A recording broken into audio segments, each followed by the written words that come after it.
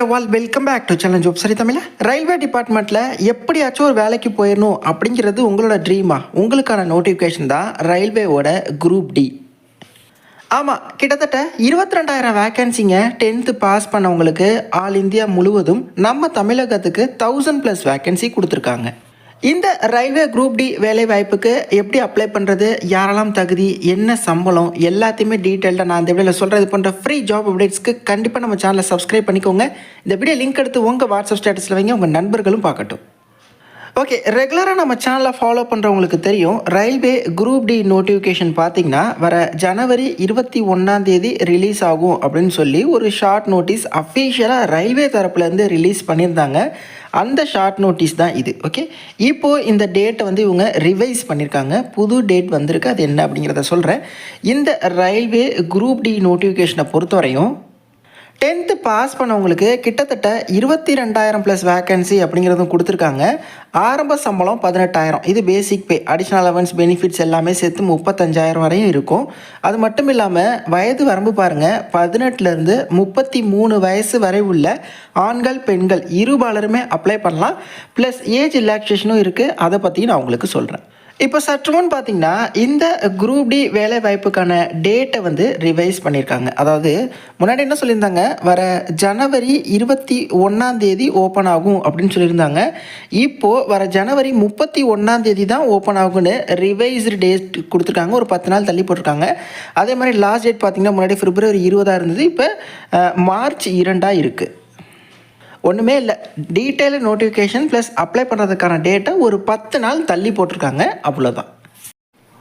Okay, detail notification வரட்டும், apply பண்ணுறதுக்கான link வரட்டும், எப்படி அப்ளை பண்ணுறது எல்லாத்துக்கும் நான் வீடியோ போஸ்ட் பண்ணுறேன். அதுக்கு முன்னாடி 2024 வந்த இந்த குரூப் டி நோட்டிஃபிகேஷனை வச்சு நான் இன்னும் ஃபர்தர் டீட்டெயில்ஸ் எல்லாத்தையுமே உங்களுக்கு எக்ஸ்பிளைன் பண்ணுறேன். அதை பார்க்குறது மூலமாக இந்த வேலைவாய்ப்பு தொடர்பாக இன்னும் உங்களுக்கு நிறைய ஐடியா கிடைக்கும். ஓகே, ஸோ மொத்தம் 22,000+ வேக்கன்சி, தமிழ்நாட்டுக்கு 1000+ வேக்கன்சி. ஓகே, ஸோ அதே மாதிரி சம்பளம் நான் உங்களுக்கு சொல்லியிருந்தேன், 18லேருந்து 33 வயசு வரை உள்ளவங்க அப்ளை பண்ணலாம். ஆண்கள் பெண்கள் இருபாலரும் அப்ளை பண்ணலாம், பெண்களும் தகுதி தான்.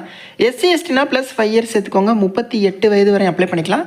BC MBC DNC BCMனா OBCயில் வருவீங்க, +3 வருஷம் சேர்த்துக்கோங்க, 36 வயது வரையும் அப்ளை பண்ணிக்கலாம்.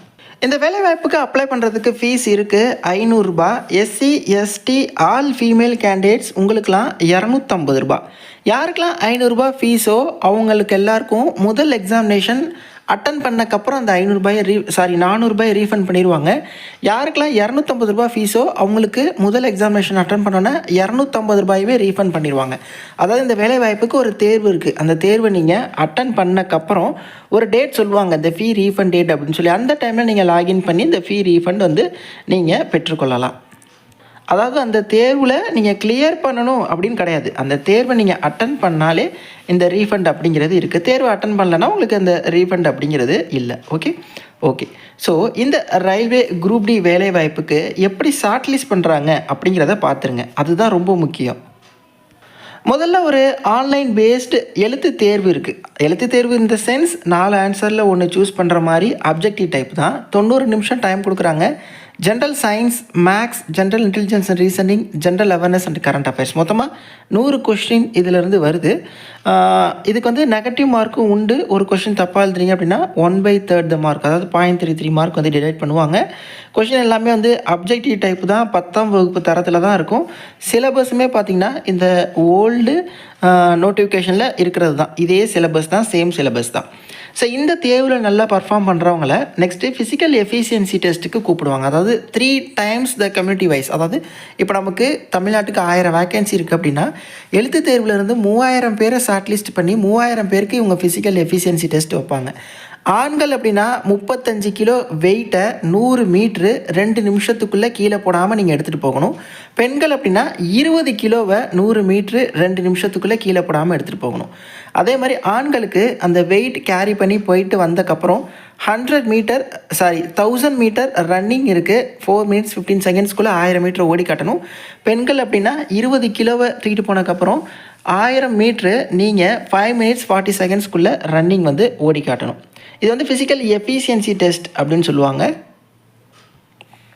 அதுக்கப்புறம் டாக்குமெண்ட் வெரிஃபிகேஷன், மெடிக்கல் எக்ஸாமினேஷன் தான். அதெல்லாம் வந்து சிம்பிள் தான். ஸோ இந்த எக்ஸாமு, ஃபிசிக்கல் எஃபிஷியன்சி டெஸ்ட்டை நல்லா பர்ஃபார்ம் பண்ணாலே ஆல்மோஸ்ட் இந்த ஆப்பர்ச்சுனிட்டி கிடைச்ச மாதிரி தான். டாக்குமெண்ட் வெரிஃபிகேஷன் டாக்குமெண்ட்ஸ் எல்லாமே ப்ராப்பராக அவங்க கேட்குறது எல்லாமே அப் டு டேட் அந்த டேட்டில் இருக்கிற மாதிரி இருக்கணும். உதாரணத்துக்கு ஓபிசி சர்டிஃபிகேட் இவங்க சொல்லியிருக்கிற கட் ஆஃப் டேட்குள்ளே எடுத்ததாக இருக்கணும். மற்றபடி டாக்குமெண்ட்ஸ் எல்லாமே பார்த்தீங்கன்னா பக்காவாக இருக்குது அப்படின்னா அது நீங்கள் வந்து எடுத்துடலாம். மெடிக்கல் எக்ஸாமினேஷனும் பேசிக் தான், ரொம்ப ஏஎல்பி அளவுக்குலாம் இருக்காது. பட் வந்து மேஜரான இஷ்யூ இல்லை அப்படின்னா நீங்கள் வந்து அதுவும் கிளியர் பண்ணிடலாம். ஸ்பெக்ஸ் போட்டவங்க அப்ளை பண்ணலாம், மேல் ஃபீமேல் அப்ளை பண்ணலாம். கரெக்ட் பிஎம்ஐ மட்டும் இருக்கா அப்படிங்கிறத மட்டும் பார்த்துக்கோங்க. ஐ மீன் ஹைட்டுக்கு ஏற்ற வெயிட் கொஞ்சம் முன்ன பின்ன இருக்கலாம், ஓரளவு இருக்குது அப்படின்னா ஓகே. ஸோ நீங்கள் வந்து அந்த எக்ஸாம் எல்லாத்துலேயுமே வந்து நீங்கள் கிளியர் பண்ணிட முடியும். ஓகே, இந்த ரயில்வே குரூப் டியில் என்னென்ன மாதிரி பணிகள் வரும் அப்படின்னா, அனைத்து டிபார்ட்மெண்ட்டுக்கு தேவையான அசிஸ்டன்ட் வேக்கன்சி. உதாரணத்துக்கு பாருங்கள், டிபார்ட்மெண்ட் மேலே கொடுத்துருக்காங்க. Signal and telecom, mechanical, engineering, அப்புறம் எலக்ட்ரிக்கல், இந்த மாதிரி டிபார்ட்மெண்ட்ஸ்க்கு தேவையான அசிஸ்டன்ட் வேக்கன்சி எடுப்பாங்க. அதே மாதிரி டிராஃபிக் டிபார்ட்மெண்ட்டுக்கு தேவையான பாயிண்ட்ஸ்மேன் அப்படிங்கிற வேக்கன்சி எடுப்பாங்க. அதே மாதிரி ட்ராக் மெயின்டெனர், ரயில்வே ட்ராக்கை மெயின்டைன் பண்ணக்கூடிய அந்த மெயின்டெனர் அப்படிங்கிற பதவி வந்து எடுப்பாங்க. எல்லாத்துக்குமே நீங்கள் 10th பாஸ் பண்ணியிருந்தால் போதுமானது, இல்லை ஐடிஐ படிச்சிருந்தால் கூட நீங்கள் தகுதி தான். So minimum eligibility 10th pass. 10th மேலே நீங்கள் என்ன படிச்சிருந்தாலும் தகுதி தான். பட் இந்த வேலை வாய்ப்பை பொறுத்தவரையும் ஃபீல்டில் இறங்கி ஒர்க் பண்ணுற மாதிரியான வேலை, அதை நீங்கள் பார்த்துக்கோங்க. இந்த வேலை எப்படி இருக்கும், லாஸ்ட் டைம் எப்படி இருந்தது, இது எல்லாத்தையுமே நீங்கள் இன்னும் ரிசர்ச் பண்ணுங்கள். ஸோ அப்ளை பண்ணுறதுக்கான டேட் ஒரு 10 நாள் தள்ளி போயிருக்கு.